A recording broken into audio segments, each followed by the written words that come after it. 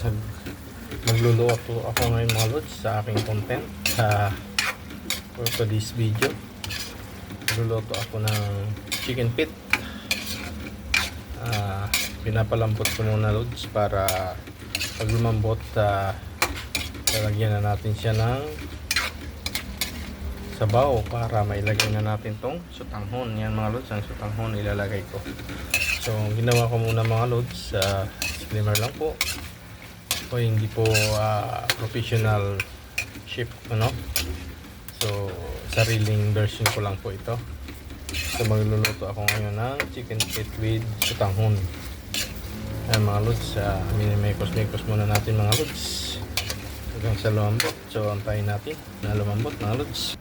So yun na nga mga lods, nilagyan ko na siya ng tubig at medyo malambot na para mas lalong lumambot pag kumulo. Pwede na natin ilagay itong sutanghon. Yung mga lods, antayin natin siya na kumulo mga lods. So yung mga lods, nilagyan ko muna ng dahon ng laurel at saka yung sili nilagyan ko. Antayin natin kumulo mga lods. So yun mga lods, kumukulo na yung natin, sabaw. Mamaya ilalagay ko na yung sutanghon mga lods. Mga lods, tayo muna natin hanggang sa medyo lumambot-lambot pa yung chicken feet. Pero malambot na siya. Sarap yung pagkain, yung mo na lang. Pakuluin pa natin ang pakuluin mga lods. Mamaya ilalagay ko na yung sutanghon mga lods. Kain na mga lods. At anong oras na? Wait natin, maya ilagay ko na yung yung sutanghon. So yun nga mga lods, ilalagay ko na yung sutanghon mga lods. Yan. Tapos imekos-mekos natin para hindi magbuo-buo mga lods. Mga lods. Yummy mga lods.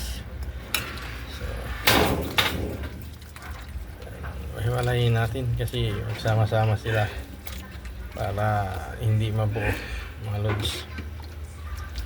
Yan mga lods.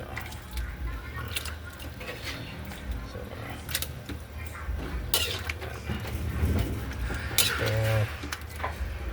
antayin natin kumulo siya mga lods. Then pwede na yan